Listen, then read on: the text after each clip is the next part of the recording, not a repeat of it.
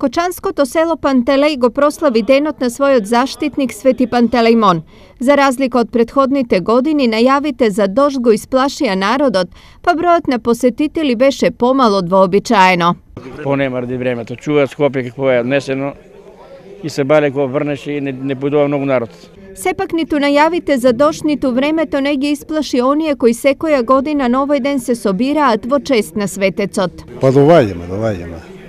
Tu smo deca, mi nema na školu idemo, mi učimo. Dobro si upoznavamo manastira. On je našu godina da se izvidemo. Inaku svetiot velikomačenik Pantelejmon kaj narodote poznat kako golem iscelitel.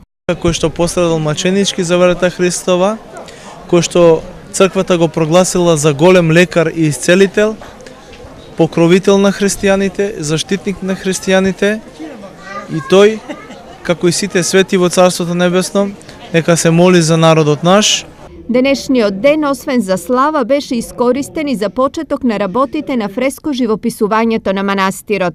Манастирот во горниот дел кај куполите и нишите е фреско насликан со неговата изградба уште во 1879 година од страна на тајфата на Димитрија Андонов Папрадишки, додека сликањето на фреските во неговата внатрешност се започнува дури по веки половина.